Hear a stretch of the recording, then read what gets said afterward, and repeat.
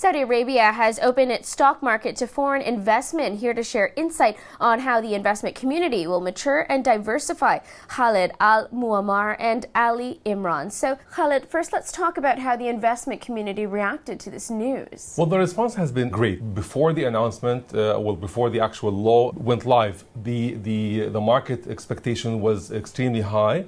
That has been dampened a little bit later on due to a number of factors. First of all, the drop in oil prices obviously had an impact on the appetite of foreign investors to come in the market. But also foreign investors would require time to digest the law and to see it played in action and also to be comfortable with the legal framework in Saudi Arabia. What competitive advantages do you think that the Saudi stock market and its respective local industries have over regional players?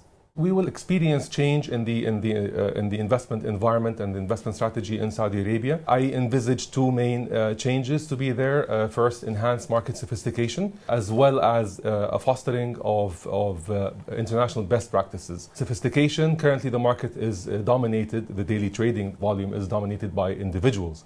Individuals really have a short-term speculation in the investment arena, whereby foreign institutionalized investors would have a much more longer-term interest in the market. Given these opportunities, let's talk about the depth of the foreign investment community and how that's going to shift given this news. The registration of QFIs, qualified financial institutions, has been slow. However, going forward, the depth of investment will relate to the timing of Saudi Arabia entering into the MSCI index for emerging markets.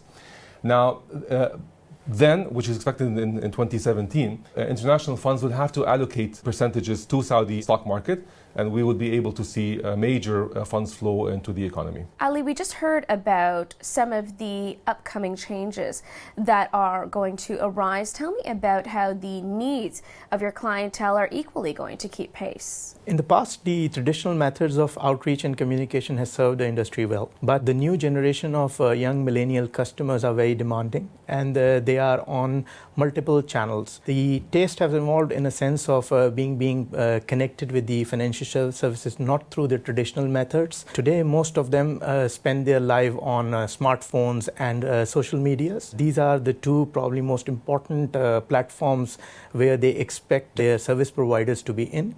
And so is the case in our area, that we are very active and visible in the mobile banking as well as the various social media platforms. Let's be more specific about trends relating to in-demand services for smart banking in Saudi Arabia. It's essentially providing all sort of financial services, products and offering accessible on the go. The demand primarily what we see is the service delivery in terms of ease, intuitive design, and making sure that simple, easy products are delivered through the mobile banking platforms which are relevant and suited to their lifestyles. Finally, gentlemen, let's talk about global macro trends. We know that lower oil prices, of course, had an impact on markets all over the world. Let's talk about Saudi Arabia in particular. The investment banking, in particular, in Saudi Arabia has been the first to feel the hit, with the market correcting itself back in October as a result of the falling oil prices. Furthermore, we should expect that the appetite for investors to list their companies, for example, will be lower, and they will have to wait until valuations are improved further. Having said that, I believe that with challenges comes opportunities, and I believe that the mergers and acquisitions area of investment banking would flourish, given the fact that companies would see merit in consolidating their expenses and their costs by merging. Furthermore, the government is intent on privatizing the public sector, which will further help the government to reduce the cost burden, since the income has definitely reduced by 50% over the same period last year. As a result of that, I see more opportunities for investment companies to act as financial advisors and underwriters of potential privatized sectors of the economy going public and being floated in the stock exchange. Very interesting. So, we're talking about global oil prices right now. Tell me, how is that having an impact on the local financial sector? As far as the retail banking is concerned, the demographics of the kingdom are extremely compelling. More than 65% of the population is under 25, which makes a very strong business case for retail banking growth in the medium to long term.